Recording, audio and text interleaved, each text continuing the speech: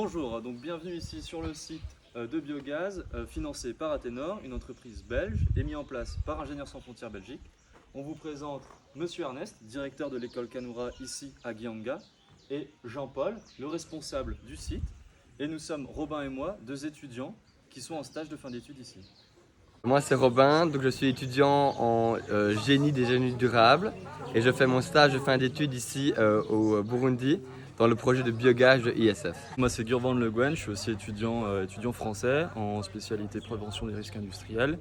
Et du coup je fais mon stage de fin d'études ici au Burundi avec Ingénieurs sans frontières Belgique sur ce projet de biogaz. Je suis Jean-Paul, je suis réalisateur de biogaz ici. Je mets tous les jours la bouse et je le mélange, je le surveille tous les jours. Je ne fais pas au nom de Nindagi Ernest. Je suis au directeur de l'école Kanoura pour les aveugles de Gyanga. Je suis très content de ce projet de biogaz parce que ça va nous faciliter à diminuer les coûts de bois de chauffage. Et c'est pour l'équipe qui est là. Que Dieu vous bénisse. Alors, premièrement, nous utilisons les épluchures de patates douces. Alors, on commence pour les laver, pour éviter les cailloux et les sables aussi d'entrer dans le digesteur. Et puis, je le mets dans le pilot pour l'épiler, pour qu'il n'ait pas débouché le tuyau d'entrée dans le digesteur. Alors oui, je le pile comme ça. Et puis, je le mélange avec l'eau et je l'amène là-bas dans le trou d'entrée. Ici nous avons la première étape de la digestion, c'est le remplissage. Donc on vient mettre la matière organique dans le mélangeur. Donc une fois remplie, la matière descend directement dans la cuve et c'est ici qu'on va retrouver le biogaz. Grâce à la digestion, le gaz va se former et pousser la matière organique qui va venir se remonter dans le bac de compensation.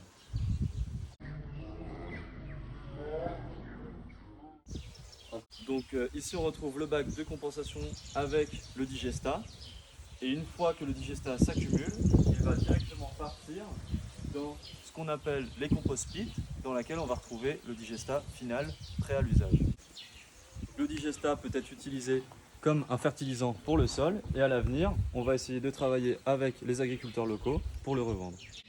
Une fois que le gaz est créé, il va ensuite s'échapper grâce à la tuyauterie gaz et se diriger vers la cuisine.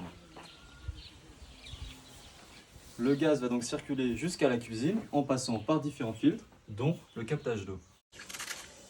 Ici, c'est la dernière étape de l'installation, la gazinière. C'est une gazinière locale et ici, il y a les petites vannes pour pouvoir ajuster le débit du gaz. Grâce à la cuisine au gaz, cela nous permet d'économiser du bois de chauffage et donc d'avoir une rentabilité économique. Grâce au gaz, je vais utiliser avec les bouillies l'eau de patrimoine de manioc. Par jour, on utilise le gaz à 7h30 jusqu'à 13h45. Le soir, on utilise à 20h30 jusqu'à 21h.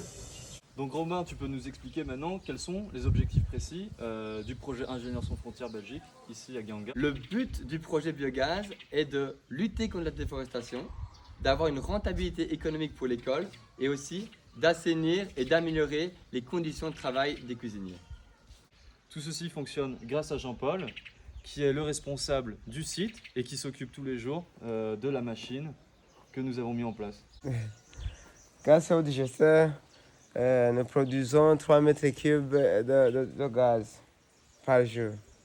Le projet Biogaz ISF est aussi un projet pilote. Donc il a pour but aussi d'apporter une certaine visibilité au Burundi quant à l'utilisation future du biogaz au Burundi.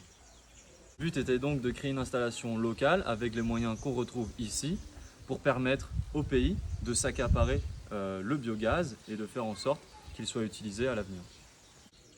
À l'avenir, l'objectif serait que Jean-Paul puisse devenir un formateur biogaz et aider le développement du biogaz au Burundi. Pour terminer cette capsule vidéo, nous tenons à remercier premièrement Athénor qui a financé l'entièreté du projet et ISF qui a aidé à réaliser ce projet de biogaz ici au Burundi. Et nous remercions également l'ambassade de Belgique pour leur intérêt pour le projet des étudiants belges menés ici à Gihanga.